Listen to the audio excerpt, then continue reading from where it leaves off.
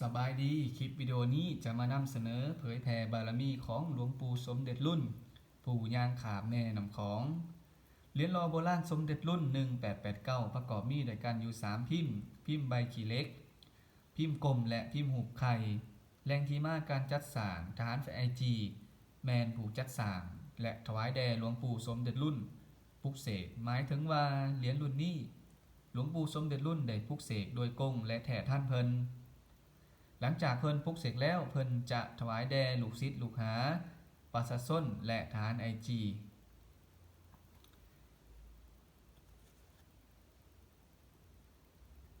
เนาะนี่เหรียญรุ่นนี้ประกอบมีด้วยกันอยู่2เนื้อทองผสมและเนื้อใบปีกย่นเนื้อใบปีกย่นคล้ายๆคือเนื้อเงินแต่บ่แม่นเนื้อเงินเนาะเหรียญที่ข้าพเจ้าถืออยู่นี้แม่นเนื้อทองผสมเนาะนี่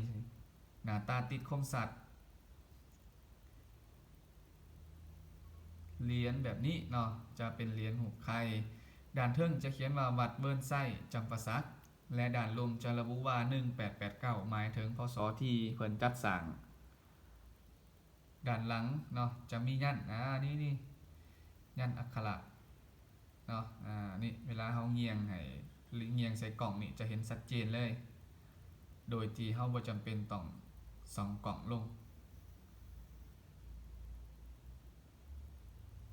เนาะจุดคลาสสิกของเหรียญรุ่นนี้จะแมนอยู่ที่ตัวตัดเนาะตัวตัดเป็นตัวตัดรุ่นรอโบราณจะตัดแบบฉีกขาดเนาะบ่คือสมัยนี้ปัจจุบันนี้เพิ่นจะบ่ได้ตัดแบบนั้น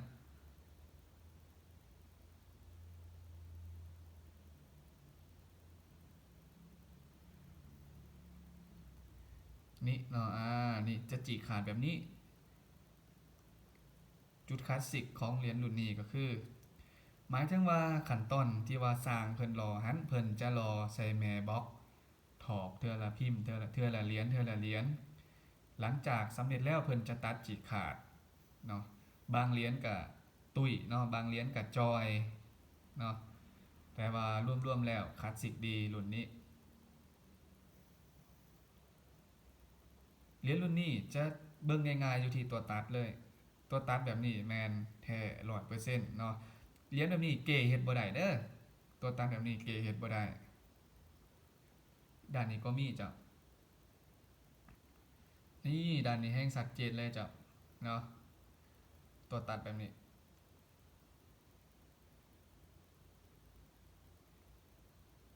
จะมาส่องยันนี่ยันอักขระของเพิ่นเนาะชัดเจนเนาะคมๆเลยเหรียญเก๋เนาะยันจะบ่คมแบบนี้เนาะยันจะบ่คม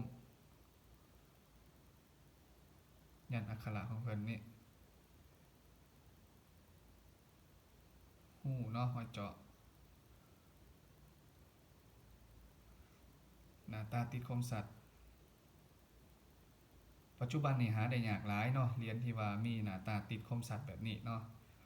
ดังโดงปากเบ้าตาหูชัดเจนเนาะนี่